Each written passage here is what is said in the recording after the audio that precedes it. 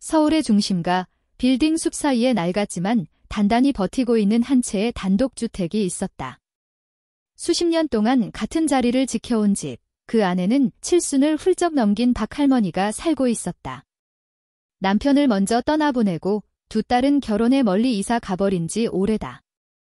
결국 그녀는 외아들 준호와 며느리 은지와 함께 지내고 있었다. 겉으로 보기에 그 집은 늘 따뜻하고 평화로워 보였다. 이웃들은 입을 모아 말했다. 아이고, 요즘 며느리들 같지 않네? 그렇게 꼬박꼬박 챙기고 모시기 쉽지 않은데. 동네 어귀 슈퍼주인도 매일 쓰레기를 치우는 환경미화원도 모두가 은지를 칭찬했다.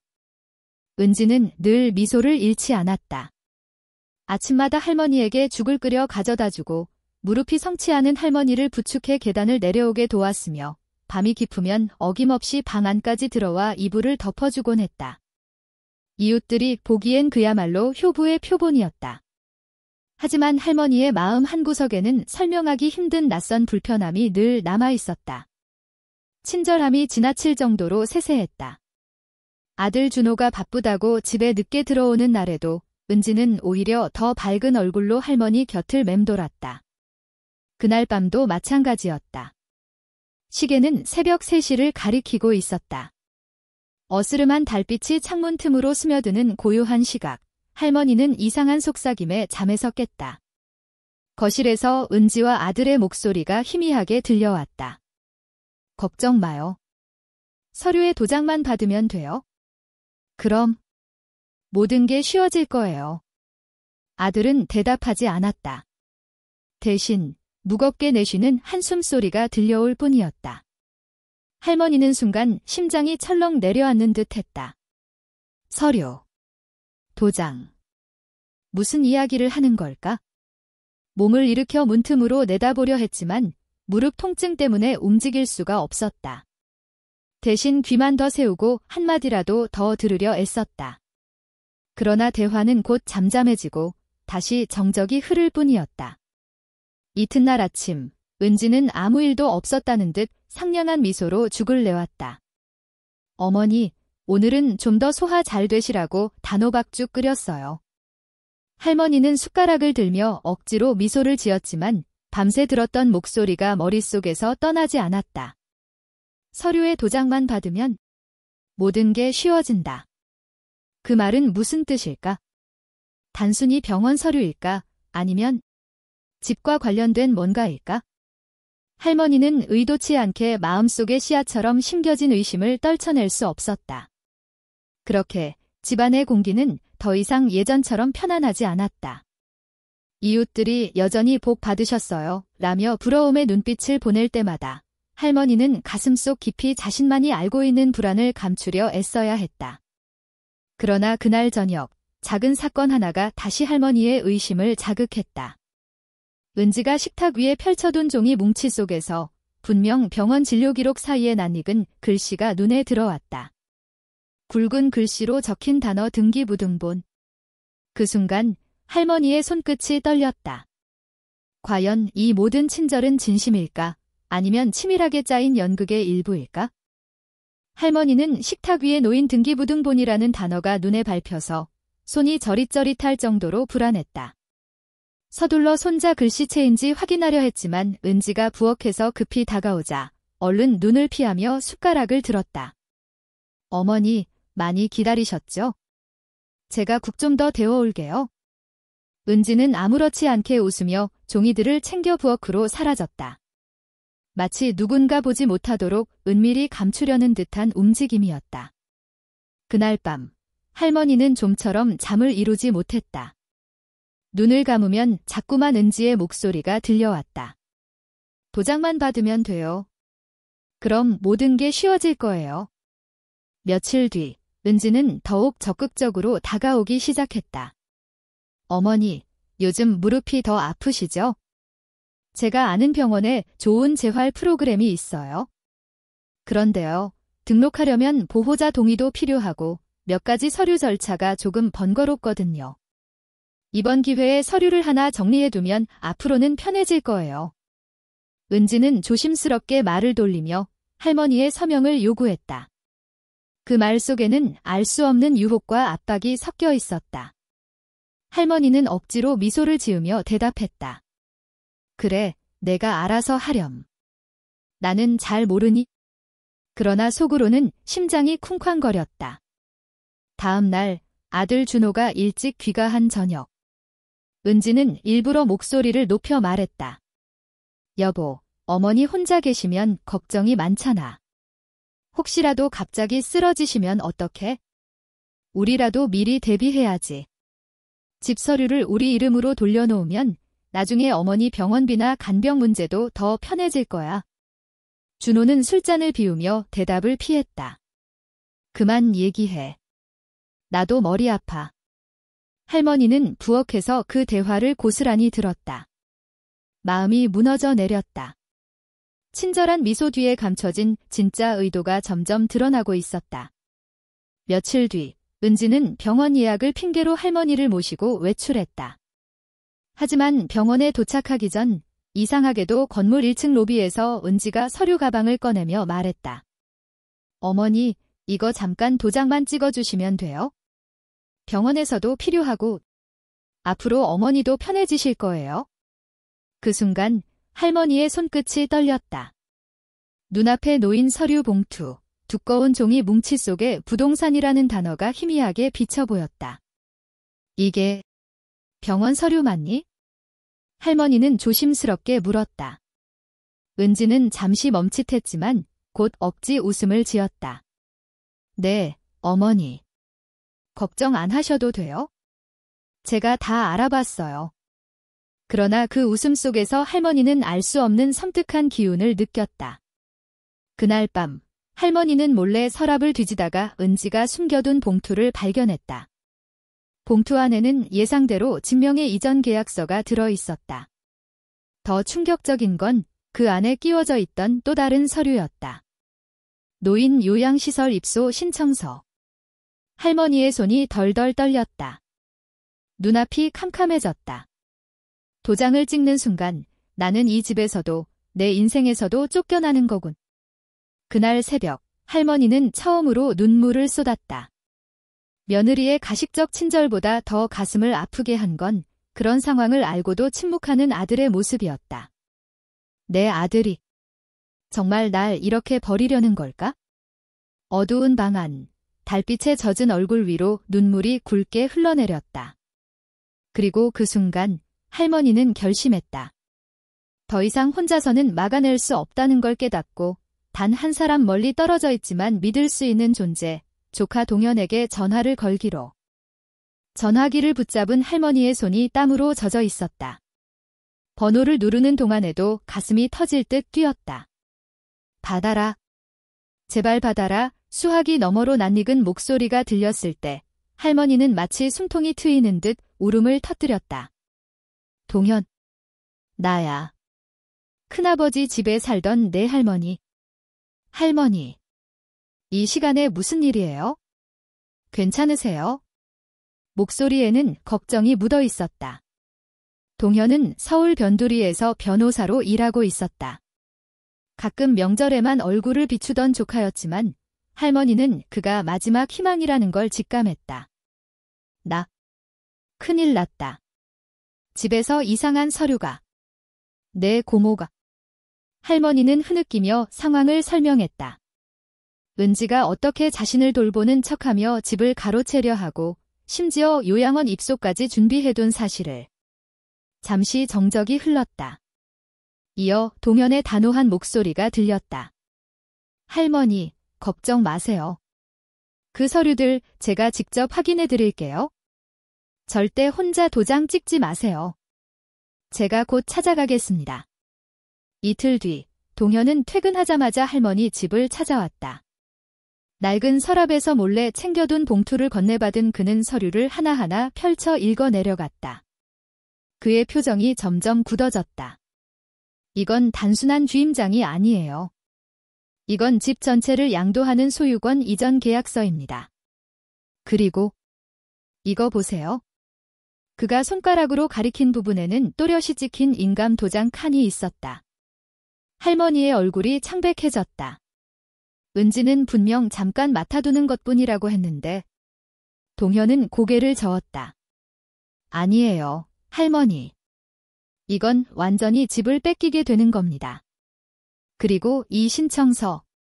그는 또 다른 서류를 꺼내들었다. 노인 요양시설 입소 계약서.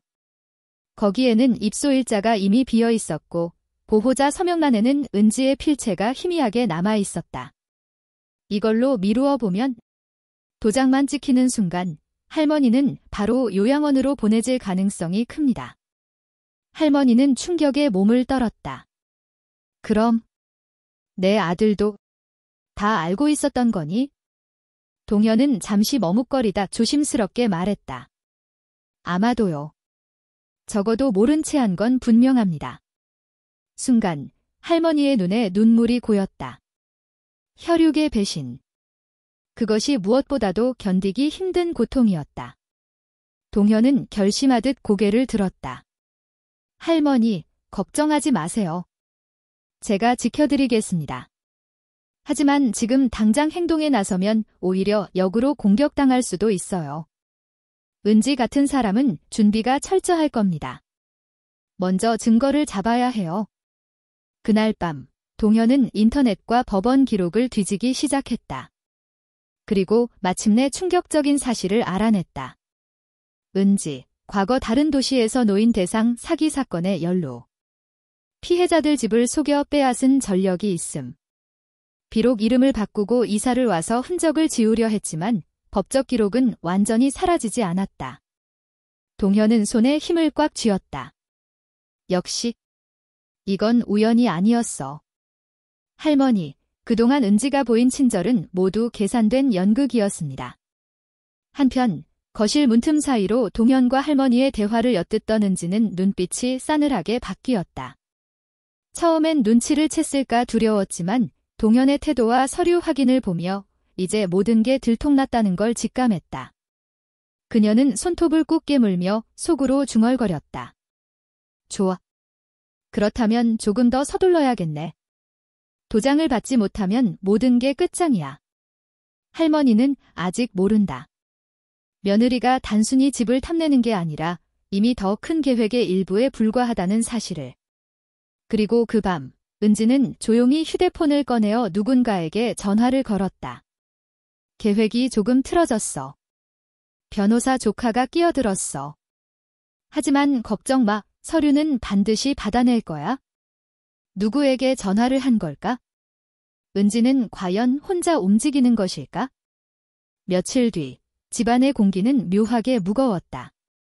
은지는 여전히 상냥한 웃음을 지으며 아침 식탁에 국을 올렸지만 눈빛 속에는 보이지 않는 초조함이 감돌았다. 준호는 무심한 척 신문을 펼쳤으나 손끝이 미세하게 떨리고 있었다. 그날 저녁, 은지가 마침내 결단을 내린 듯 말했다. 어머니, 내일은 꼭 도장 찍어야 해요. 변호사 조카분이 뭐라고 해도 상관없어요. 병원 절차도 그렇고 아브로를 위해선 필요합니다. 순간 할머니는 숨을 고르며 미소를 지었다. 그래. 내가 그렇게 말하니. 알겠다. 내일은 다 끝내자꾸나. 은지의 눈이 반짝였다. 준호도 놀란 듯 고개를 들었지만 이내 안도한 표정으로 고개를 끄덕였다. 그들은 알지 못했다.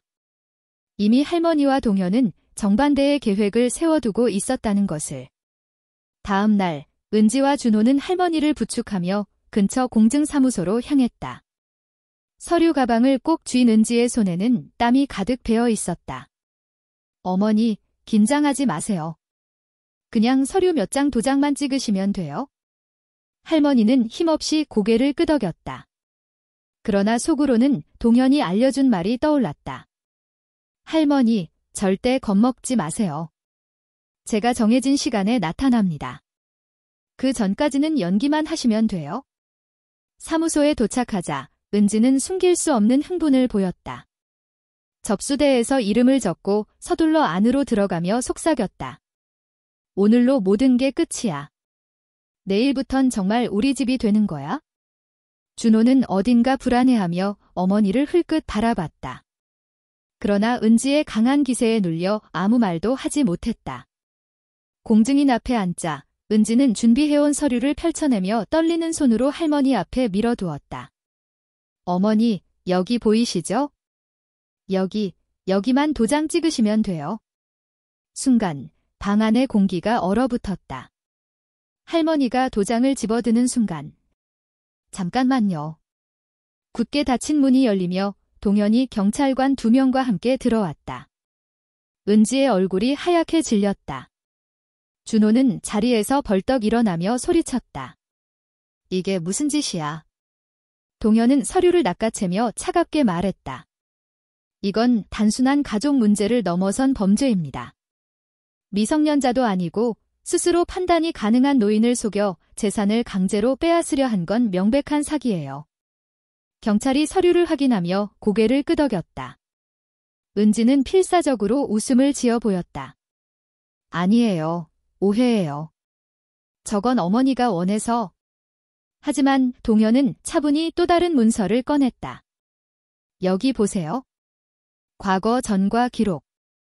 은지 씨, 당신은 예전에도 같은 수법으로 노인들의 재산을 갈취하려 했죠. 이름을 바꿔서 숨을 수 있을 줄 알았습니까? 사무소 안은 순식간에 정적에 휩싸였다. 은지는 결국 본색을 드러냈다. 의자에서 벌떡 일어나며 소리쳤다. 그래. 내가 뭘 어쨌다고. 당신들 같은 늙은이들, 결국 다 짐일 뿐이야. 집 하나쯤 빼앗는 게 뭐 그리 큰 죄야? 할머니는 그 자리에서 몸을 떨며 눈을 감았다. 아들의 얼굴을 바라보자 준호는 아무 말도 못한 채 고개를 떨구었다. 그 눈빛 속에는 죄책감과 두려움이 뒤엉켜 있었다. 여보, 제발 그만해. 그러나 은지는 이미 돌이킬 수 없는 선을 넘어섰다. 경찰관이 다가와 은지의 손목에 수갑을 채우려는 순간 준호가 갑자기 외쳤다. 잠깐만요. 은지 혼자만 탓하지 마세요. 나도 알면서도 모른 척했어요. 내 잘못도 큽니다. 사무소 안은 또 한 번 술렁였다. 할머니의 눈에는 눈물이 고였다. 가장 믿었던 아들의 입에서 나온 고백. 그것이 오히려 칼날보다 더 깊숙이 가슴을 찔렀다. 모든 진실이 드러난 순간 할머니는 입술을 떨며 중얼거렸다. 내 피부치가 날 버리려 했구나. 그 목소리엔 분노보다 더 깊은 슬픔이 배어 있었다. 그리고 그 순간 경찰의 무전기에서 신호음이 울렸다. 본청에서 추가 보고가 있습니다. 은지 씨가 연루된 다른 사건과 관련해 공범이 있다는 제보가 들어왔습니다. 사무실 안공기는 다시 한번 긴장으로 얼어붙었다. 은지는 과연 혼자였을까? 아니면 더 거대한 사기의 일부였을까? 경찰관들이 은지의 손목에 수갑을 채우자 그녀는 격렬하게 몸부림쳤다. 놓으세요. 난 절대 혼자가 아니에요. 당신들 곧 알게 될 거예요. 나만 잡는다고 끝나는 게 아니라고요. 그 소리와 함께 사무소 안의 모든 시선이 얼어붙었다. 은지의 말이 단순한 허세인지 아니면 아직 드러나지 않은 공범이 존재하는지 알 수 없었다. 하지만 그 순간만큼은 누구도 입을 열지 못했다. 준호는 무너진 듯 자리에 주저앉았다. 그의 눈은 공허하게 흔들리고 있었다. 어머니, 미안해요. 난 그냥 당신을 믿는 게 너무 힘들었어요. 내 삶이 이렇게 무너지는 게 두려웠고, 그래서 모른 척했어요. 할머니는 차가운 시선으로 아들을 바라보다 이내 눈을 감았다. 오래 참아온 눈물이 뺨을 타고 흘러내렸다. 내가 내 아들이라는 게 더 큰 고통이구나. 그 한마디에 준호는 고개를 들지 못한 채 흐느꼈다. 며칠 후 은지는 공식적으로 노인 재산 편취 및 사기 혐의로 구속되었다. 경찰 조사 과정에서 과거의 범행들이 다시 수면 위로 떠올랐다. 피해자들은 이미 노년의 삶을 잃고 떠난 이들이 많았지만 남겨진 가족들이 증언을 이어갔다. 준호는 공범 혐의로 조사를 받았다. 비록 직접 서류를 꾸미거나 주도하지는 않았지만 아내의 범죄를 알고도 묵인한 점이 중대한 책임으로 지적되었다. 법정에서 판사는 차갑게 판결을 내렸다. 가족이라는 이름 아래 가장 먼저 지켜야 할 어머니를 배신한 죄, 결코 가볍지 않습니다. 동현은 재판 내내 할머니 곁을 지켰다. 그는 손을 꼭 잡으며 말했다. 할머니, 이제 걱정 마세요. 앞으로는 제가 곁에서 지켜드릴게요. 할머니는 힘겹게 미소를 지었다. 고맙다, 동현아. 내가 아니었다면 난 이미 이 집에서도 세상에서도 사라졌을 거다. 그녀는 집안 구석구석을 바라보았다. 수십 년을 함께한 기억이 스며있는 공간. 웃음소리, 눈물, 그리고 희망이 남아있는 집, 그 모든 걸 잃을 뻔했다는 사실이 여전히 믿기지 않았다. 어느 늦은 밤, 할머니는 거실 창가에 앉아 혼잣말을 했다. 가족이란 게 뭘까? 피로 이어졌다고 다 같은 건 아니구나. 믿었던 이에게 배신당하고 멀리 있던 이에게 구원받다니. 그녀는 하늘을 올려다보며 천천히 숨을 내쉬었다. 그래도 아직 내 삶은 끝나지 않았구나. 나를 지켜줄 빛이 있구나. 마지막 장면, 내레이션은 이렇게 마무리된다. 가장 깊은 상처는 낯선 이가 아니라 가장 가까운 이로부터 온다. 하지만 그 배신 속에서도 끝내 우리를 지켜주는 건 진실을 외면하지 않은 용기와 법의 정의였다. 가족이라는 이름으로 감춰진 탐욕의 그림자는 언제든 다시 나타날 수 있다. 그러나 기억해야 한다. 어둠은 길지 않다. 결국 빛은 찾아온다. 화면은 어둠 속에서 천천히 꺼져가고 마지막 문구가 자막으로 떠오른다. 증거는 결코 거짓을 숨기지 않는다. 유치장의 공기는 싸늘했다. 형광등 불빛은 지나치게 밝았고 차가운 쇠창살은 은지가 앉아있는 공간을 가차없이 잘라냈다. 벽에 등을 기댄 채 두 팔을 꼬아 올린 은지의 얼굴에는 아직도 불가사의한 미소가 남아있었다. 마치 이 모든 상황조차 자기 연극의 일부인 양, 눈빛은 결코 흔들리지 않았다. 잠시 후 문이 열리며 형사가 두꺼운 서류철을 들고 들어왔다.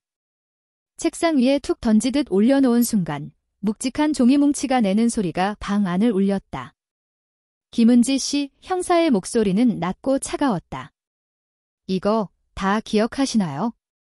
여기 있는 게 다 당신 이름으로 접수된 고소장입니다. 그는 서류를 한 장 한 장 넘기며 은지를 똑바로 응시했다. 2009년 대전, 2012년 부산, 2016년 인천. 그가 을조릴 때마다 페이지 위에 기록된 범행 수법이 하나같이 똑같았다. 노인을 향한 달콤한 미소, 다정한 말투, 그리고 가족 같은 믿음을 앞세운 접근. 당신은 다른 이름을 쓰며 같은 수법을 반복했습니다. 이번 사건이 처음이 아니었어요. 순간 은지의 미소가 잠깐 굳었다. 하지만 곧 다시 입술을 올리며 조롱하듯 말했다. 그 사람들 다 바보였을 뿐이죠. 세상은 강한 자가 살아남는 거예요. 저는 단지 이용했을 뿐. 형사의 눈빛이 싸늘하게 식었다. 약자를 이용한 게 아닙니다. 그건 믿음을 배신한 겁니다. 그리고 그 대가는 이제 당신이 치르게 될 겁니다. 며칠 후 뉴스 속보가 연일 이어졌다. 노인을 대상으로 한 장기적 재산 편취 사건이 수사망에 올랐습니다. 피의자 김은지 씨는 최소 4명 이상의 노인으로부터 수억 원대 재산을 편취한 것으로 드러났습니다. 화면에는 다른 피해자 가족들의 얼굴이 비쳤다. 어떤 이는 울분을 참지 못해 목소리를 떨었고 어떤 이는 눈가가 붉어진 채 인터뷰를 이어갔다. 우리 아버지도 결국 빚더미에 앉으셨다가 돌아가셨어요. 그 여자 때문에 인생이 무너졌습니다. 그 사람은 우리 어머니를 완전히 홀려놓고 남은 건 파산뿐이었어요. 평생 잊을 수가 없습니다. 그제야 할머니와 동현은 깨달았다. 자신들이 겪은 고통은 단순히 한 가정의 비극이 아니었다. 은지는 오래전부터 같은 범죄를 반복하며 여러 가정을 파괴해온 자였다. 할머니는 떨리는 손을 움켜쥐며 속삭였다.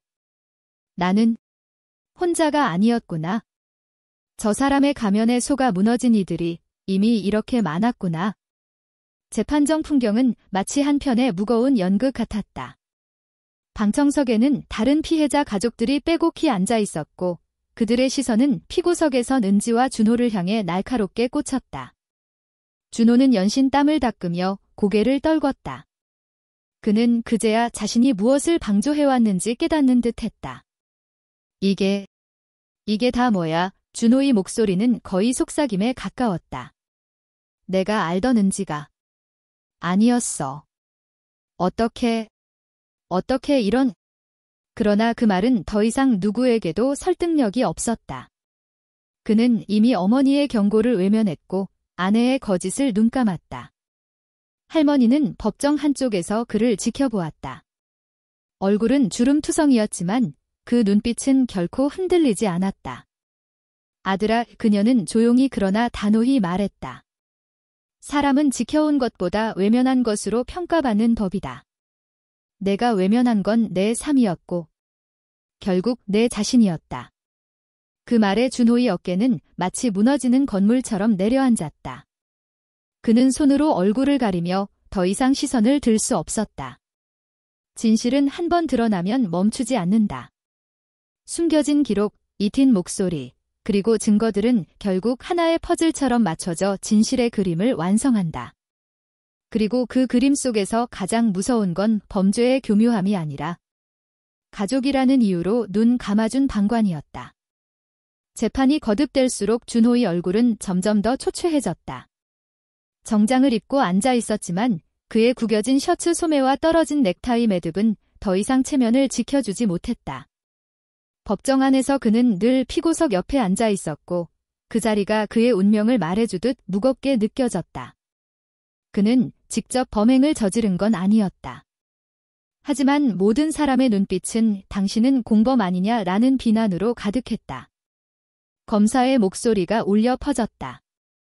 피고인 김준호 씨, 당신은 아내가 재산 편취를 위해 움직이고 있다는 사실을 몰랐습니까? 준호는 침을 삼키며 대답했다.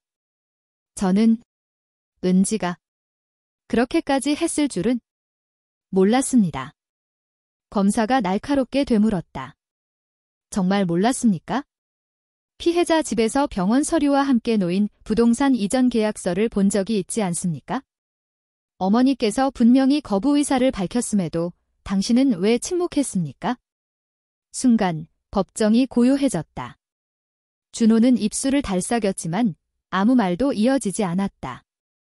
방청석의 사람들은 고개를 절레절레 흔들었고 피해자 가족들의 눈빛은 차갑게 그를 꿰뚫었다. 그날 밤 준호는 홀로 경찰 조사실에 불려갔다.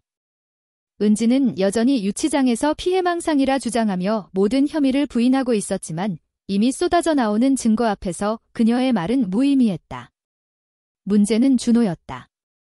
형사가 정면을 바라보며 물었다. 김준호 씨, 솔직히 말씀해 주십시오. 아내가 어머니에게 집을 요구할 때 그게 정상적인 부탁이 아니란 걸 몰랐습니까? 준호는 고개를 숙였다. 알았습니다. 하지만 저는 그땐 그냥 아내를 믿고 싶었습니다. 은지는 제 전부였으니까요. 형사의 눈빛이 조금 부드러워졌다. 믿음은 좋습니다. 하지만 그 믿음이 눈을 가리면 결국 공범이 됩니다. 아내를 지킨다고 생각했겠지만 결국 어머니를 배신한 겁니다. 그 말은 칼처럼 그의 가슴을 찔렀다. 그는 고개를 손으로 감싸주며 눈을 감았다. 눈앞에는 병상에 누워있던 어머니의 모습이 떠올랐다. 작은 손으로 그의 손을 붙잡으며 준호야, 괜찮다라고 말하던 따뜻한 미소. 그런데 그는 그 손을 뿌리치듯 침묵으로 응답했었다. 며칠 뒤 준호는 법정 증언대에 섰다. 이번에는 증인으로서였다.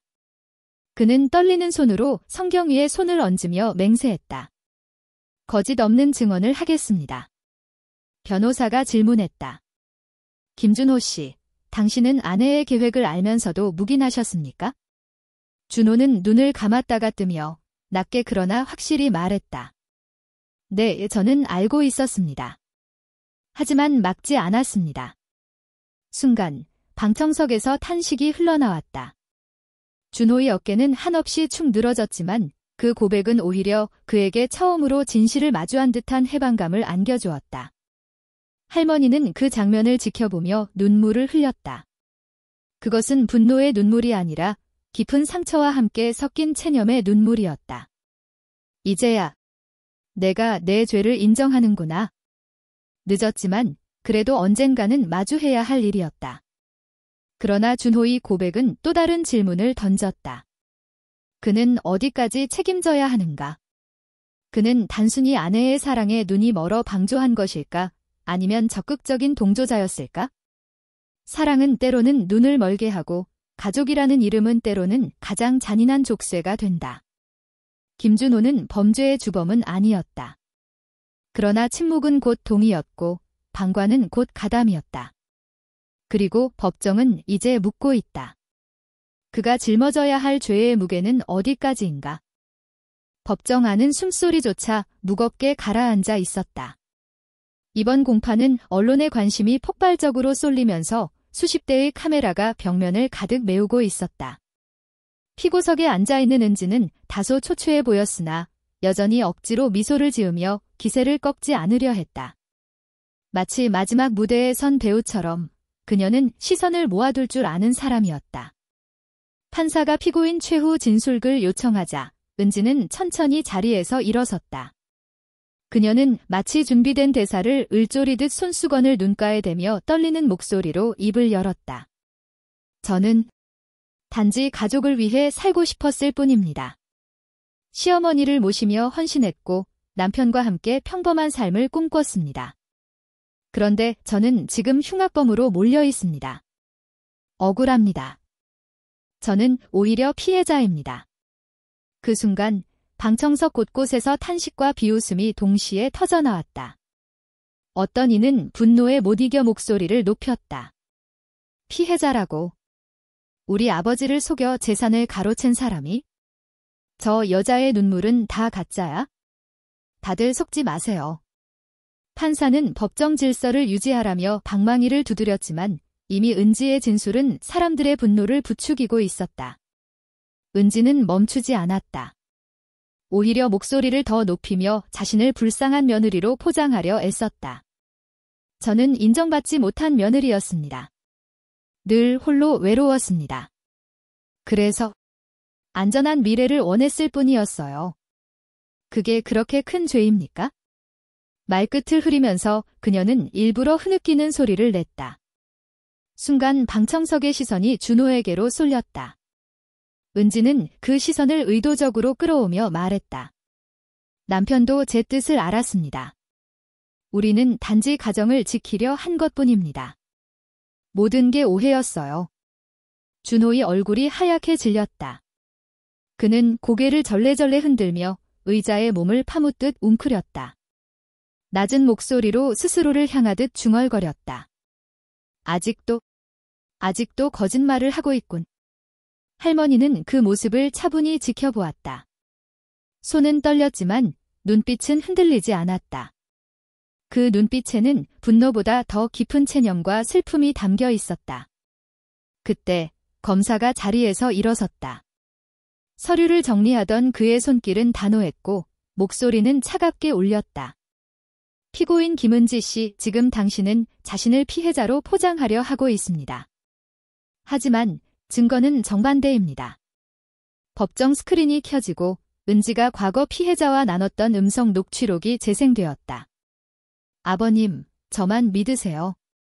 이건 단순한 치료비 서류예요. 서명만 하시면 됩니다. 뒤이어 웃음소리, 종이를 넘기는 소리가 생생히 울려 퍼졌다. 방청석이 술렁이며 분노로 들끓었다.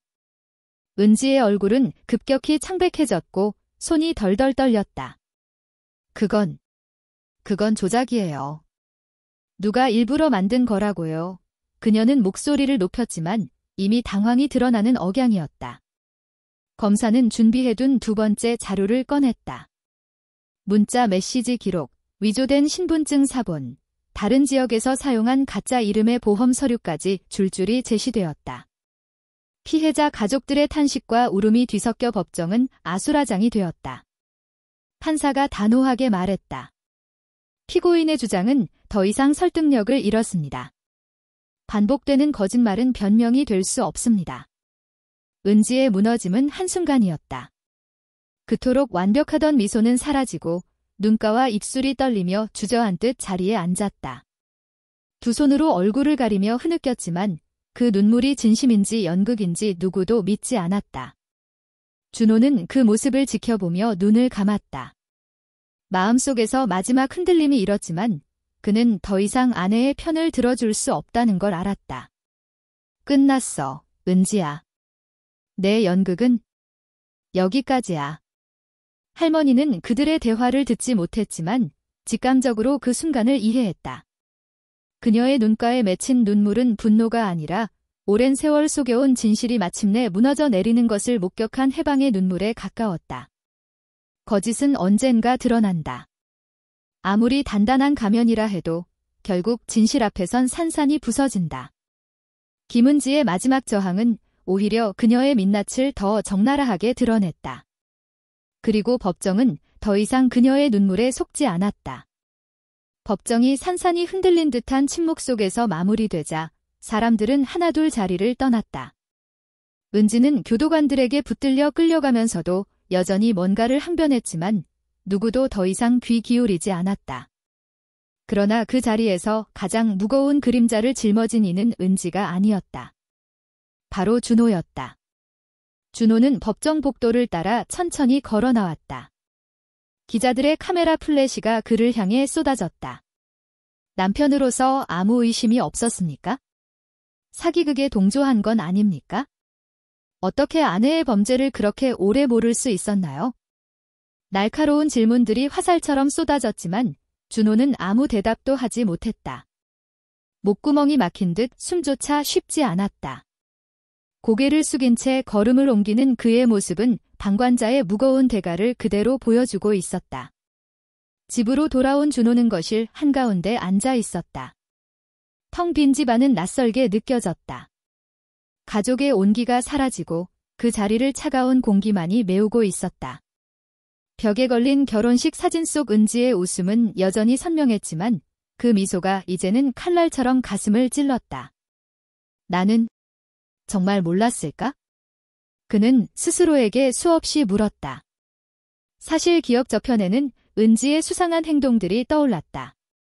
늦은 밤 몰래 전화하던 모습, 설명할 수 없는 돈의 흐름, 그리고 때로는 그 눈빛 속에 번지던 차가운 그림자. 그러나 그는 외면했다.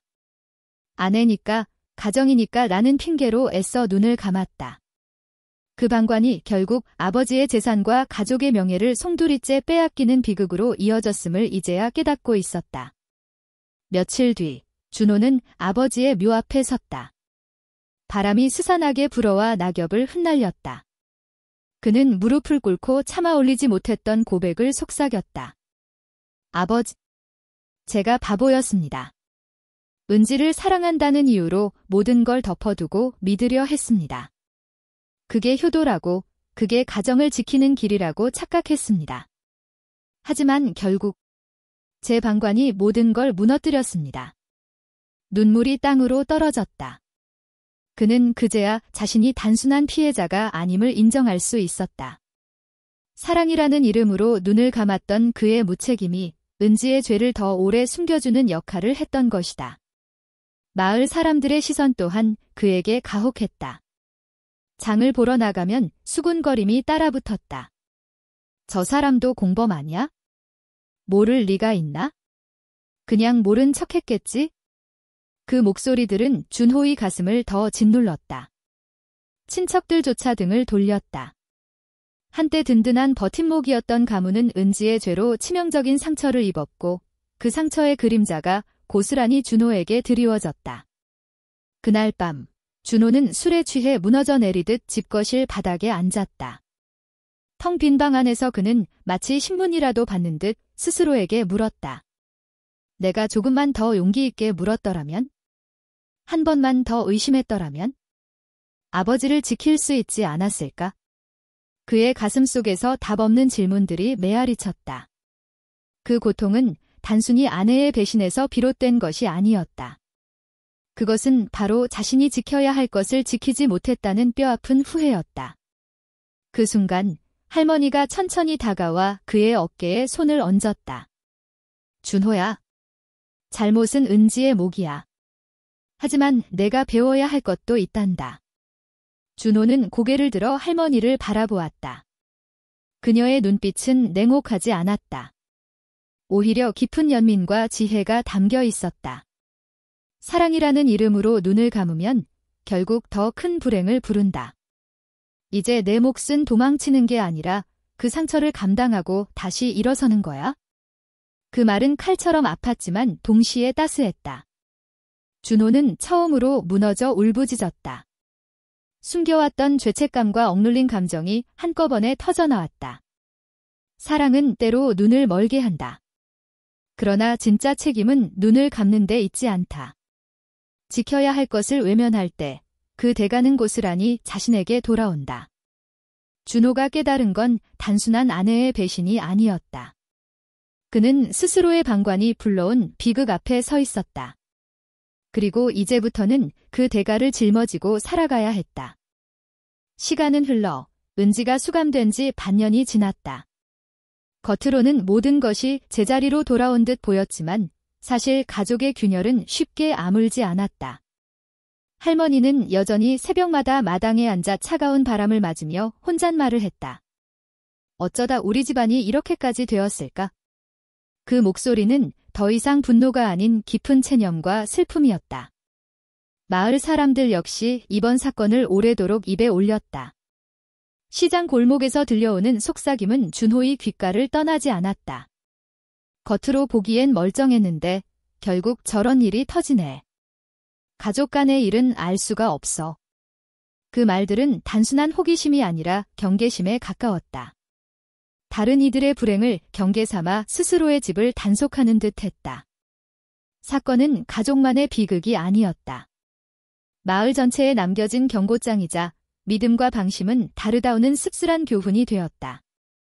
준호는 여전히 재기의 길을 찾지 못했다. 직장에서조차 그의 이름은 오점으로 남았다. 중요한 거래처들은 그를 멀리했고 동료들은 속삭였다. 가정사 때문에 회사를 곤란하게 만들 수 있다더라. 그는 어느 날 문득 자신이 단순히 은지의 남편으로서 피해자가 아니라 가문의 이름을 지키지 못한 장본인으로 낙인 찍혀 있음을 깨달았다. 그 무게는 그를 짓누르고 또 짓누르고 있었다. 그러나 모든 어둠 속에서도 작은 희망의 불씨는 남아 있었다. 동현, 즉 사건을 막아낸 조카는 여전히 가족 곁에 머물렀다. 그는 준호를 찾아와 담담히 말했다. 삼촌, 이제 중요한 건 과거가 아니에요. 다시는 같은 일이 반복되지 않게 하는 거죠. 그 말은 간단했지만 준호의 마음속에 묵직하게 내려앉았다. 동현의 존재는 단순히 법적인 조력자가 아니었다. 그는 가족의 붕괴 속에서 증거와 진실을 끝까지 붙잡는 자의 힘을 보여주었다. 그가 없었다면 모든 것은 더 깊은 어둠 속에 묻혔을 것이다. 몇 달 뒤, 준호는 조심스럽게 새로운 길을 모색했다. 그는 지역 복지센터에서 노인들을 돕는 봉사활동에 참여했다. 처음에는 고개를 들기도 부끄러웠지만 차츰 그는 깨달았다. 내가 은지를 지켜주려 했던 게 아니라 결국은 내 안일함을 지켜주려 했던 거구나. 그는 손이 떨리는 노인들에게 따뜻한 차를 따라주며 묘하게도 아버지와 할머니의 모습을 떠올렸다. 그 순간만큼은 죄책감이 아닌 진심으로 속죄하는 마음을 느낄 수 있었다. 할머니 역시 조금씩 변화했다. 여전히 상처는 깊었지만 그녀는 종종 손자 동현과 함께 마을 아이들에게 옛 이야기를 들려주곤 했다. 가족이란 건 피보다도 마음이야. 피가 이어져도 마음이 끊기면 남보다 못하지. 아이들은 무슨 뜻인지 다 알지 못했지만 그 목소리에는 긴 세월이 남긴 진실이 배어 있었다. 한 집안의 비극은 끝난 듯 보였지만 사실 그것은 새로운 시작이었다. 사랑이라는 이름으로 감춰진 거짓, 효도라는 가면 뒤에 숨어있던 욕망, 그리고 방관이 남긴 상처. 이 모든 것은 결국 증거 앞에서 무너졌다. 증거는 단순한 종이 한 장이 아니었다. 그것은 눈을 감았던 진실, 가려졌던 양심, 외면했던 책임을 드러내는 빛이었다. 가족의 이름으로 저지른 죄는 가장 날카로운 칼날이 되어 돌아왔다.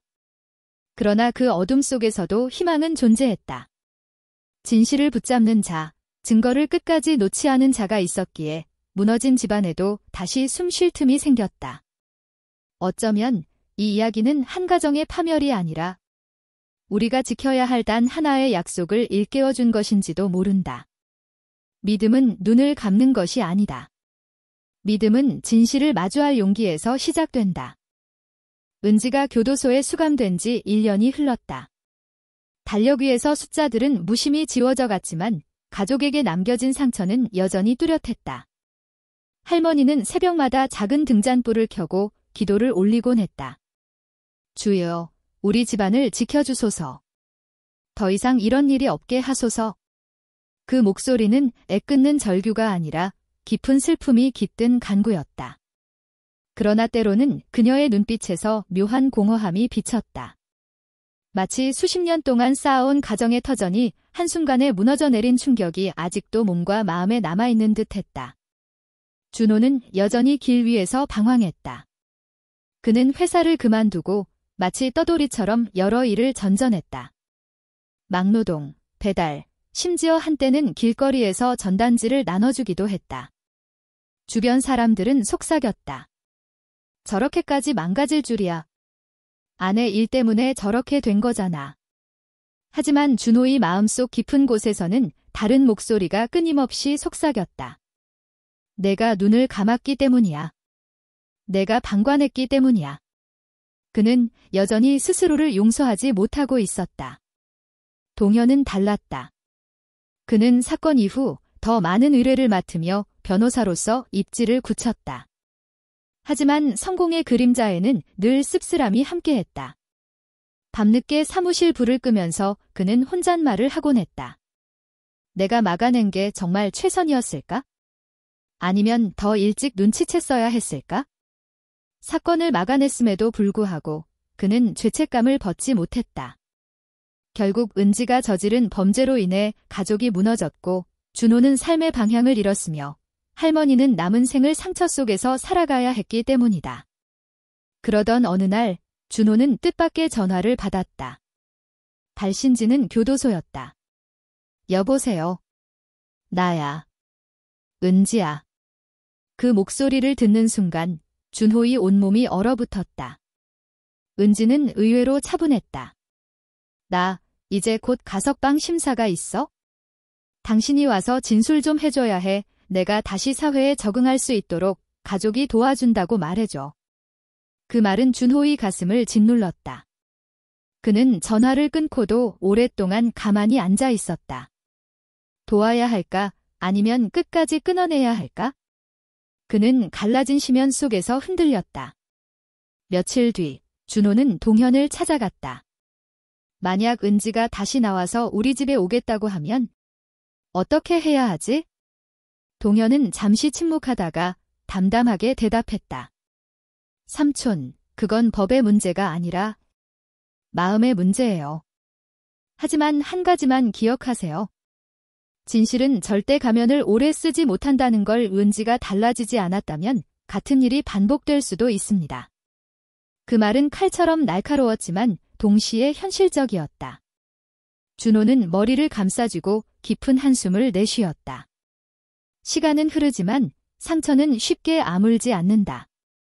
죄를 저지른 자는 형을 살면 된다.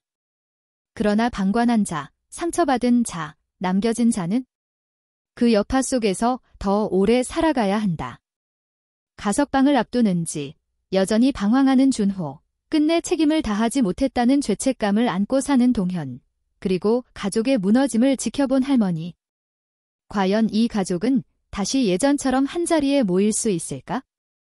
아니면 증거가 밝혀낸 진실처럼 상처도 영원히 남아버리는 것일까? 가을비가 추적추적 내리던 날, 교도소의 작은 회의실. 은지의 가석방 심사가 열렸다. 그녀는 수혜 대신 단정한 회색 옷을 입고 들어왔다. 머리는 단정히 묶였고 표정은 차분했지만 눈빛은 여전히 날카로웠다. 위원장이 묻는다. 피고인 은지 씨, 수감 기간 동안 어떤 점을 깨달았습니까?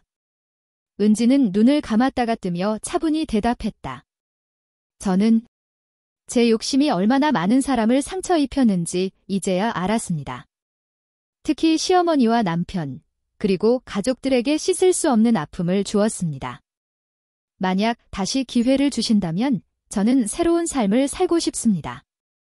그 목소리는 울림이 있었지만 심사위원들의 눈빛은 여전히 의심을 감추지 않았다.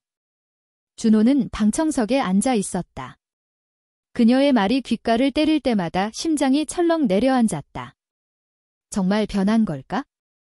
아니면 또 다른 연기일 뿐일까? 그의 머릿속에는 과거의 기억이 스쳐갔다. 은지가 정성스럽게 죽을 끓여주던 모습, 병원에서 손을 꼭 잡아주던 따뜻함. 하지만 동시에 문서에 몰래 서명을 유도하려던 그 차가운 눈빛도 함께 떠올랐다.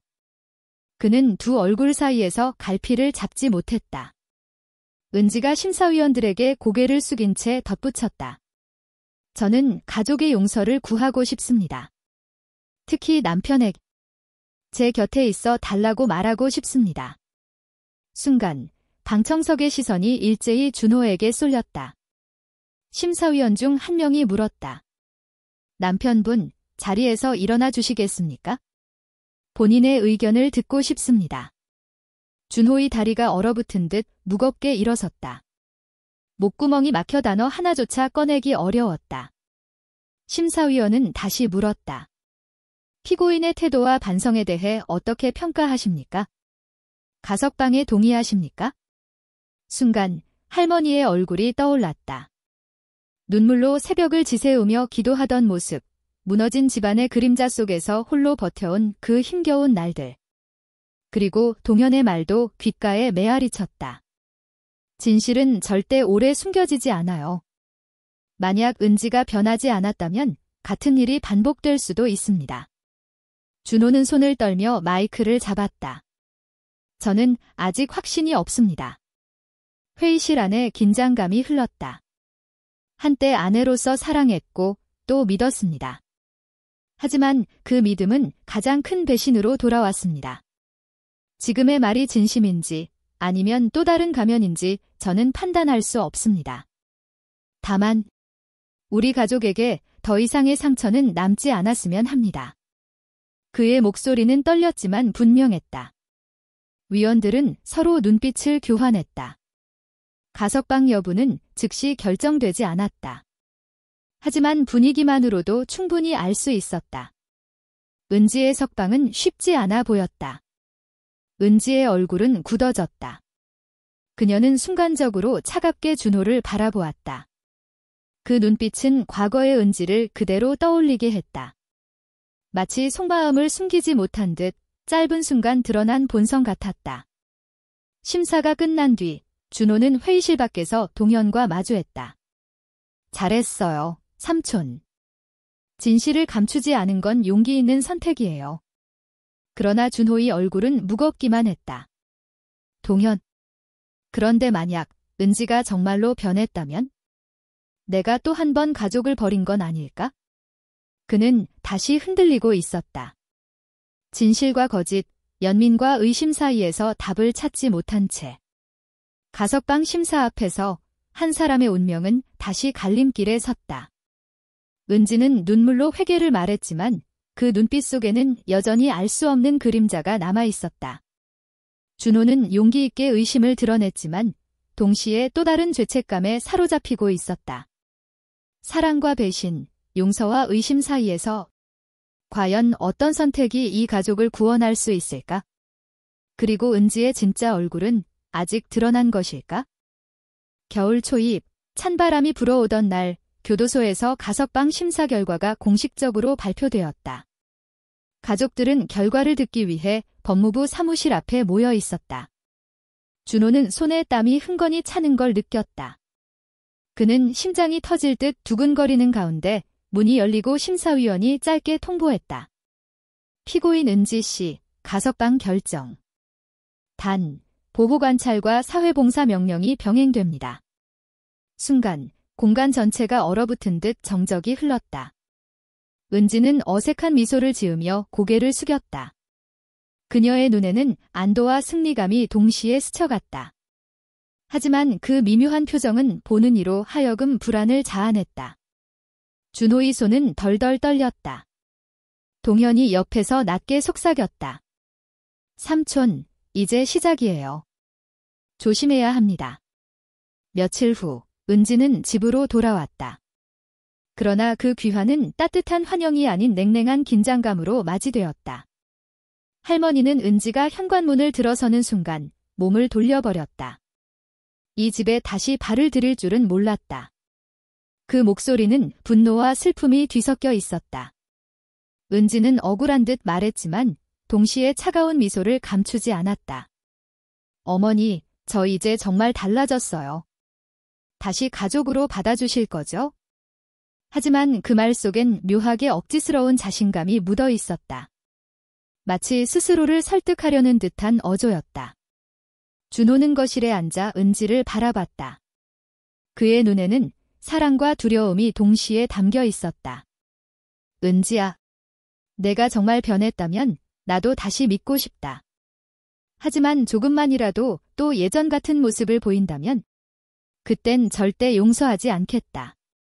은지는 고개를 끄덕였지만 눈동자는 어딘가 흔들렸다. 이후 며칠 동안 은지는 나름대로 변화된 모습을 보였다.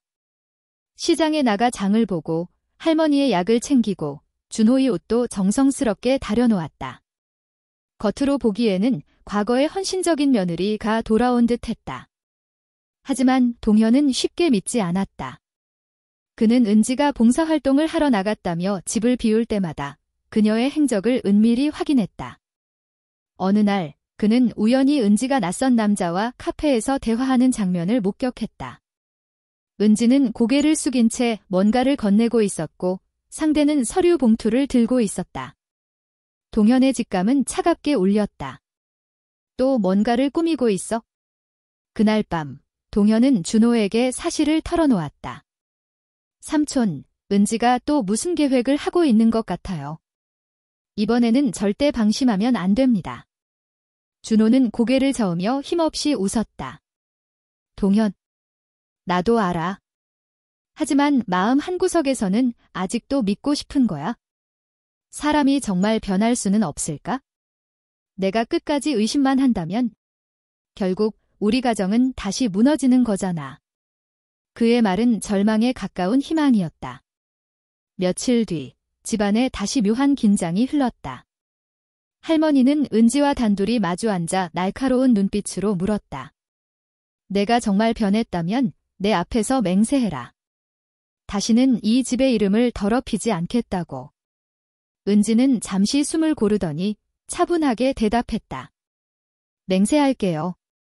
하지만 어머니, 저를 믿지 못한다면 결국 우리 가족은 영원히 찢어진 채로 남을 거예요. 그 말은 마치 도전장이었다. 믿음을 요구하면서도 동시에 믿지 못하면 파멸을 예고하는 듯한 목소리. 진실과 거짓은 때때로 같은 얼굴을 하고 다가온다. 은지의 귀환은 가족에게 또 다른 시험이 되었다. 그녀는 정말 변했을까? 아니면 또 다른 가면을 쓴 채 새로운 계획을 세우고 있는 것일까? 가석방은 끝이 아니라 시작이었다. 그리고 그 시작 앞에서 이 가족은 다시 한번 갈림길에 서게 되었다. 초겨울 밤, 집안은 평온해 보였지만 공기 속에는 알 수 없는 긴장이 감돌았다. 은지는 봉사활동을 마치고 늦게 들어왔다. 얼굴에는 땀방울이 맺혀 있었지만 눈빛은 이상하게 빛나고 있었다. 준호는 거실에서 기다리다 조심스레 물었다. 오늘도 봉사 다녀왔어? 은지는 짧게 미소 지으며 대답했다. 네, 아이들과 시간을 보냈어요. 정말 순수하고 예쁜 아이들이더군요. 오랜만에 마음이 따뜻해졌어요. 그 말은 흠잡을 데 없는 대답이었지만 동현은 뭔가 석연치 않았다. 그는 은지의 가방을 곁눈질로 보았다. 살짝 벌어진 지퍼 사이로 두툼한 봉투 모양이 보였다. 며칠 뒤 동현은 은지의 뒤를 몰래 따라갔다. 서울 변두리의 한 카페. 은지는 다시 그 낯선 남자와 마주 앉아 있었다. 이번에는 분명 돈이 오갔다. 남자는 낮은 목소리로 말했다. 계속 이렇게 잘 흘려보내면 결국 당신이 원하는 대로 될 겁니다. 중요한 건 가족이 방심하게 만드는 거예요. 은지는 주위를 둘러보며 미소 지었다. 걱정 마세요. 이제 모두들 제가 변했다고 믿고 있으니까. 특히 준호는요. 그는 제가 무슨 말을 해도 믿어줄 준비가 돼 있어요. 그 순간 동현의 심장은 얼어붙었다. 역시 또다시 배신을 준비하는 거였어. 밤늦게 동현은 준호에게 사실을 털어놓았다. 삼촌, 오늘 직접 봤어요. 은지가 어떤 남자랑 만나서 돈을 받고 있었어요. 그 남자가 가족을 방심하게 만들라고 했습니다.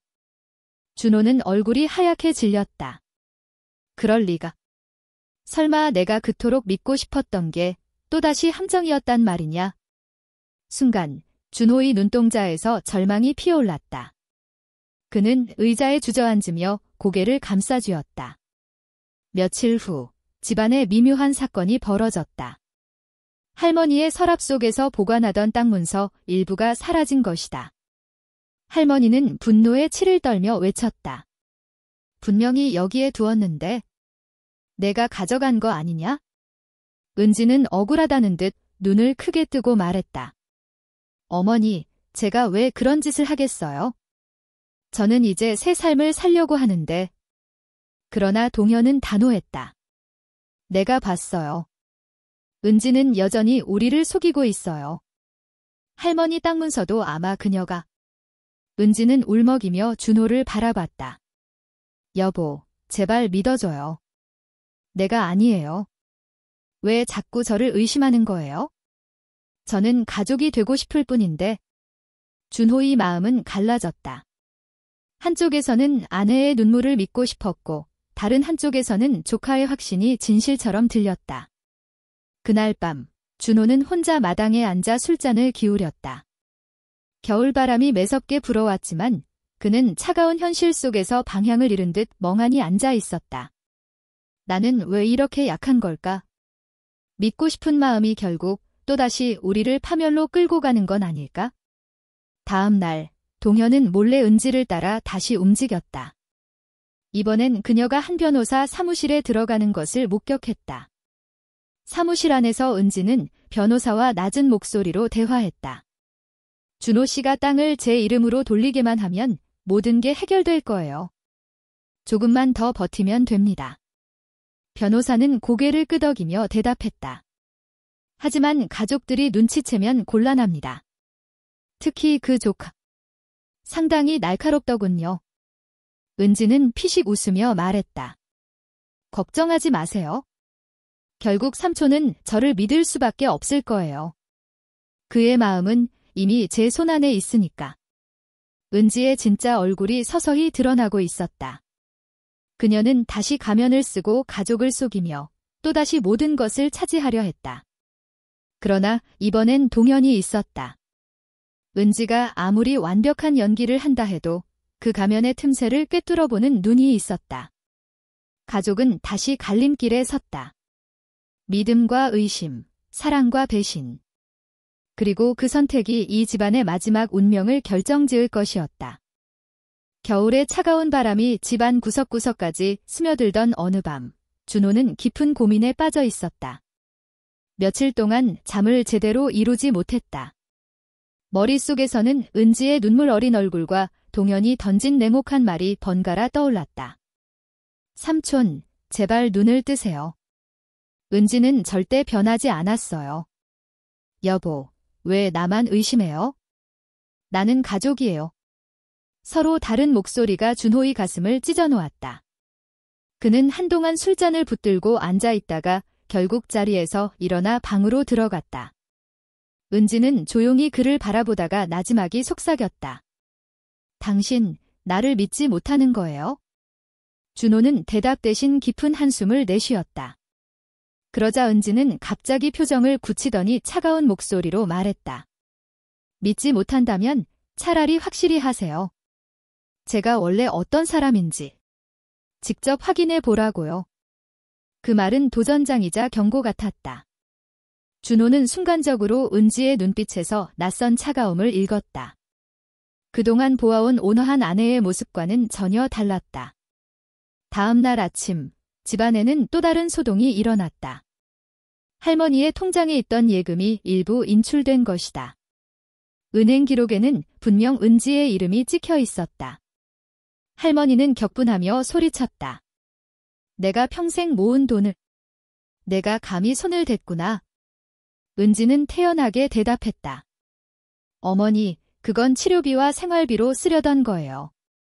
제가 몰래 쓴 것도 아니고 가족을 위해 쓴 겁니다. 하지만 동현은 단호했다. 거짓말 마세요. 치료비라면 미리 상의했어야죠. 이건 분명 계획적인 겁니다. 집안 분위기는 폭풍처럼 요동쳤다. 준호는 어머니와 아내 사이에 끼어 서 있었지만 이번에는 더 이상 침묵할 수 없었다. 은지, 정말 내가 한 거야? 내가 믿었던 그 마음마저 다 거짓이었어?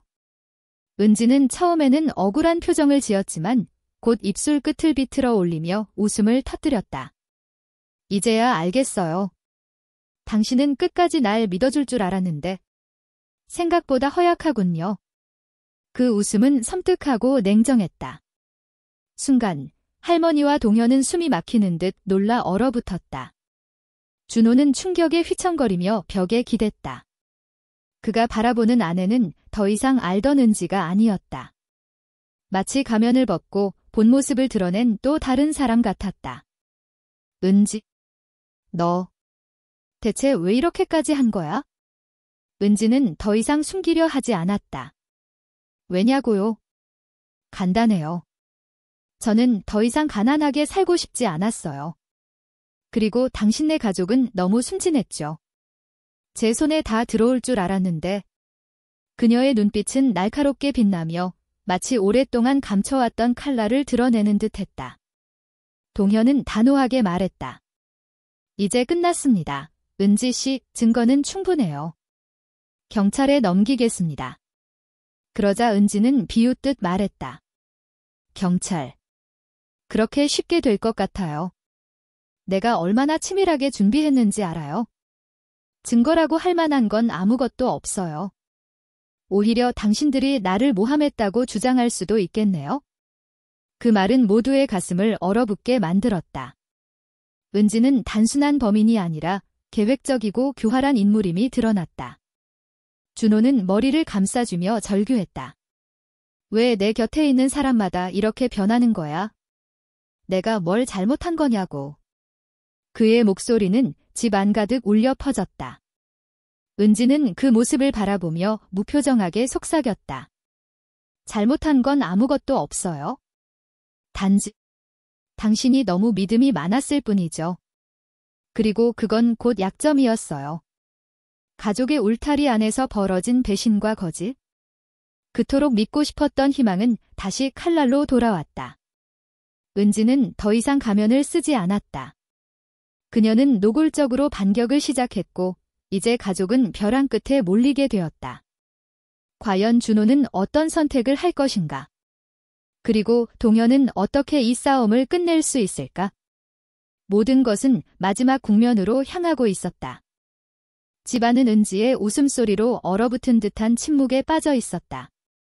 할머니는 손을 덜덜 떨며 자리에 앉아 있었고 준호는 허망한 표정으로 아내를 바라보았다. 동현만이 차갑게 눈빛을 세우며 말을 이었다. 이제는 끝내야 합니다. 더 이상 놔두면 이 집은 완전히 무너질 겁니다. 준호는 잠시 고개를 떨구다가 힘겹게 고개를 끄덕였다. 그 순간 동현은 미리 준비해둔 녹음기를 꺼내 책상 위에 올려놓았다. 녹음기 속에서 흘러나온 목소리는 은지의 것이었다. 조금만 더 버티면 돼요? 준호 씨는 이미 제 손안에 있으니까. 결국 저 땅과 집은 모두 제 것이 될 겁니다. 또렷한 목소리, 그리고 변호사와의 대화까지 고스란히 담겨 있었다. 순간 은지의 표정이 굳어졌다. 이건 어디서 난 거야? 동현은 단호하게 대답했다. 직접 내 뒤를 밟아서 얻은 거다. 내가 아무리 연기를 해도 결국 진실은 드러나게 돼 있어. 할머니는 눈물을 글썽이며 외쳤다. 내가 널 딸처럼 여겼는데 어떻게 이럴 수가 있느냐. 내가 먹여주고 입혀주고 그 은혜를 이렇게 배신으로 갚다니. 그러나 은지는 더 이상 연기를 하지 않았다. 그녀는 오히려 당당한 태도로 대답했다. 은혜요. 웃기지 마세요. 저는 당신네 집안에서 늘 아웃사이더였어요. 존중도 진정한 사랑도 받은 적 없었죠. 그래서 내가 내 몫을 챙기려고 한 게 뭐가 잘못입니까? 그 뻔뻔한 말에 할머니의 가슴은 찢어지는 듯 아팠다. 준호는 고개를 떨구며 눈물을 흘렸다. 바로 그때 현관에서 발소리가 들려왔다. 2명의 경찰관이 동현과 함께 들어섰다. 김은지 씨, 당신을 사기 및 횡령 혐의로 체포합니다. 경찰의 목소리는 차갑고 단호했다. 은지는 순간 당황한 듯했으나 곧 태연하게 미소 지었다. 체포라. 하지만 증거가 충분하다고 장담할 수 있어요. 변호사와의 대화 따위로는 저를 무너뜨릴 수 없어요. 그러나 동현은 이미 모든 것을 준비해 두고 있었다. 그는 경찰에게 USB를 건네며 설명했다. 이 안에는 은지 씨가 다른 지역에서 사용했던 위조 신분증과 계좌 기록이 있습니다. 과거의 노인들을 속여 재산을 빼앗은 정황이 고스란히 담겨 있습니다. 이름만 바꿔서 서울로 올라온 거죠. 경찰은 고개를 끄덕이며 서류를 확인했다. 은지의 얼굴은 처음으로 하얗게 질렸다. 그럴 리가 없어. 그건 어떻게... 그녀의 목소리는 흔들렸고 처음으로 확신이 무너지는 기색이 보였다. 준호는 더 이상 눈을 마주치지 못했다. 그는 떨리는 목소리로 말했다. 은지, 나는 끝까지 널 믿고 싶었다. 하지만 내가 선택한 건 사랑이 아니라 욕심이었어. 이제 여기까지야. 은지는 준호를 향해 비웃음을 지으려 했지만 눈가에 맺힌 눈물이 먼저 떨어졌다. 그것이 진심의 눈물인지 마지막 연기의 흔적인지는 아무도 알 수 없었다. 경찰은 은지의 손목에 수갑을 채우며 천천히 말했다. 법은 결국 진실을 따라갑니다. 아무리 치밀하게 숨겨도 어둠은 빛 앞에서 드러나게 되어 있습니다. 은지는 끌려나가면서도 마지막으로 고개를 돌려 집안을 바라봤다. 그 눈빛은 원망과 후회에 뒤섞인 복잡한 감정이었다. 진실은 마침내 드러났다. 은지가 쌓아 올린 가면은 산산이 부서졌고 그녀가 감추려 했던 과거가 세상에 드러났다. 그러나 남겨진 이들의 가슴은 여전히 무거웠다. 사랑과 믿음으로 지켜지길 바랐던 가정은 깊은 상처를 입었다. 배신의 흔적은 쉽게 사라지지 않았다. 이제 남은 건 폐허 같은 마음 위에서 다시 일어설 용기였다. 그리고 그것이 가능할지는 아직 아무도 알 수 없었다. 은지가 경찰에 끌려나간 뒤 집안은 깊은 정적에 휩싸였다. 마치 오랜 태풍이 지나간 자리처럼 모든 것은 고요했지만 그 고요 속에는 무겁고 쓰라린 잔해가 남아있었다. 준호는 거실 한가운데 서서 한참 동안 아무 말도 하지 못했다. 그의 눈동자는 허공을 헤매고 있었고 손끝은 떨리고 있었다. 어머니가 다가와 떨리는 목소리로 말했다. 준호야. 이제 됐다. 끝났다. 그러나 준호는 고개를 저으며 흐느꼈다. 아니에요, 어머니. 끝난 게 아니에요. 내 안에서는 아직 끝나지 않았습니다. 제가 믿은 게 결국 모두를 이렇게 만든 거예요. 할머니의 눈가에도 눈물이 고였다. 믿음이 잘못된 게 아니란다. 잘못된 건 그 믿음을 배신한 사람이었지. 하지만 내 마음까지 탓할 수는 없어. 넌 단지 너무 사람을 사랑했던 거야. 그 말에도 준호의 어깨는 무겁게 처져 있었다. 그는 마음속에서 끊임없이 자신을 탓했다. 내가 조금만 더 일찍 눈치챘다면 어머니가 이런 상처를 입지도 않았을 거고 동현이도 이런 위험에 뛰어들지 않았을 텐데. 동현은 잠시 침묵하다가 차분하게 말했다. 삼촌, 이제 그만 스스로를 괴롭히세요. 중요한 건 우리가 결국 진실을 밝혀냈다는 겁니다. 은지는 자신의 선택으로 무너진 거지 삼촌의 잘못 때문이 아니에요. 준호는 동현을 바라보며 떨리는 목소리로 대답했다. 너는 강하구나. 난 왜 이렇게 약했을까? 내가 없었다면 우린 모두 속았을 거야. 동현은 씁쓸한 미소를 지으며 고개를 끄덕였다. 저도 두려웠습니다. 하지만 삼촌이 우리 가족을 지키려는 마음이 있었기 때문에 저도 끝까지 싸울 수 있었어요. 결국 그 마음이 우리를 구한 거예요. 그날 밤, 준호는 오랜만에 어머니의 방에 들어가 자리를 지켰다. 할머니는 가만히 아들의 손을 잡으며 속삭였다.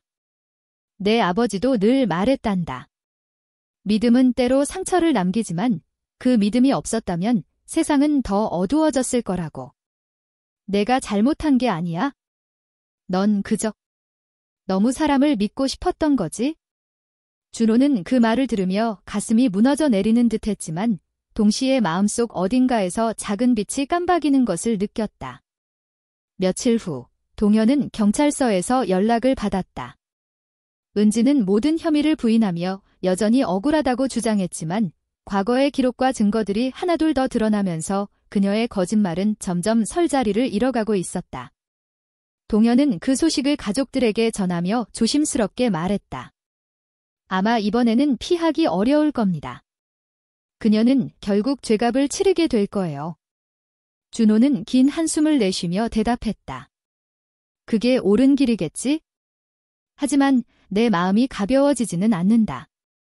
그녀가 내 아내였던 건 변하지 않으니까. 집안에는 조금씩 평온이 돌아오기 시작했지만 남겨진 상처는 쉽게 아물지 않았다. 거실에 앉아 함께 식사를 하면서도 예전처럼 웃음소리가 크게 울려 퍼지지는 않았다. 모두가 각자의 마음속 상흔을 안고 있었기 때문이다. 하지만 동현은 조용히 새로운 결심을 했다. 이제 우리 집은 다시는 누군가에게 흔들리지 않도록 더 단단히 지켜야 한다. 내가 반드시 그렇게 만들겠다. 그의 눈빛은 결연했고 할머니는 그 눈빛을 보며 가만히 고개를 끄덕였다. 폭풍은 지나갔다. 그러나 남겨진 폐허 속에서 사람들은 다시 일어서야 했다. 믿음 때문에 상처를 입었지만 그 믿음이 있었기에 결국 진실은 드러날 수 있었다. 준호는 무너졌지만 다시 일어서려 했고 동현은 더 단단해졌으며 할머니는 여전히 가족을 감싸 안으려 했다. 비록 깊은 상처는 쉽게 사라지지 않겠지만 그 속에서 다시 피어나는 희망이 있었다. 그리고 그 희망은 언젠가 이 가족을 다시 웃게 만들 불씨가 될 것이었다. 시간은 흐르고 계절이 바뀌었다. 은지가 경찰에 구속된 뒤 몇 달 동안 준호의 집은 서서히 일상을 되찾아갔다. 하지만 그 일상은 예전과 같지 않았다. 가족들은 여전히 그날의 배신과 상처를 기억하고 있었고 그것은 지울 수 없는 흔적처럼 마음속에 남아 있었다. 그러나 그 상처 속에서도 사람들은 변했다. 준호는 더 이상 사람을 쉽게 믿지 않았다. 하지만 동시에 그는 진심으로 사람을 이해하려는 눈을 가지게 되었다. 믿음이란 단순히 누군가를 맹목적으로 따르는 것이 아니라 의심과 신중함 속에서도 진심을 지켜내는 것임을 깨달았기 때문이다. 어느 날 저녁, 온 가족이 거실에 둘러앉아 저녁을 먹고 있었다. 할머니가 조용히 숟가락을 내려놓으며 말했다. 너희 아버지가 늘 말했지? 세상은 사람을 시험에 빠뜨린다고. 하지만 중요한 건 우리가 끝내 무너지지 않고 다시 일어서는 거란다. 준호는 고개를 끄덕이며 대답했다. 맞아요, 어머니. 이제야 조금 알 것 같아요. 믿음은 우리를 지키기도 하지만 때로는 상처가 되기도 하죠. 하지만 그 상처조차 결국 우리를 더 단단하게 만드는 것 같습니다. 동현은 그 말을 듣고 미소를 지었다. 저도 이번 일을 겪으며 배웠습니다. 세상은 항상 진실을 숨기려 하지만 결국 드러날 수밖에 없다는 거려. 중요한 건 끝까지 포기하지 않는 거예요. 그 순간 집안에는 오랜만에 잔잔한 웃음이 흘렀다. 아직은 상처투성이었지만 그 속에서도 서로를 바라보며 안도할 수 있었다. 은지는 결국 법의 심판을 받았고 그녀가 남긴 상처는 깊었지만 아이러니컬하게도 그 사건은 가족을 더욱 단단하게 만들었다. 내레이션. 때로는 가장 가까운 이가 우리를 가장 깊이 배신하기도 한다. 믿었던 손길이 칼이 되어 가슴을 찌르기도 한다. 그러나 그 고통 속에서 사람은 배우고 성장한다. 믿음이 무너진 자리에서 다시 희망을 세울 수 있고, 배신이 남긴 상처 속에서도 다시 신뢰를 피워낼 수 있다. 준호와 그의 가족은 무너졌지만 끝내 일어섰다. 그들은 알게 되었다. 진정한 믿음은 사람에게 두는 것이 아니라 그 믿음을 지탱하는 자신의 마음과 선택에 두는 것임을. 마지막 장면은 집 안창가에 앉아있는 준호의 모습이었다. 그는 창밖을 바라보며 차분히 미소 지었다. 상처는 남지만 이제는 두렵지 않다. 그 상처가 나를 강하게 만들었으니까. 그리고 앞으로는 다시는 쉽게 무너지지 않을 거다. 카메라는 천천히 집을 비추며 멀어졌다. 따스한 햇살이 거실 가득 들어오고 오랜 폭풍이 지나간 자리에 드디어 평온한 시간이 찾아온 듯 했다. 삶은 늘 우리를 시험한다. 믿음, 사랑, 그리고 진실.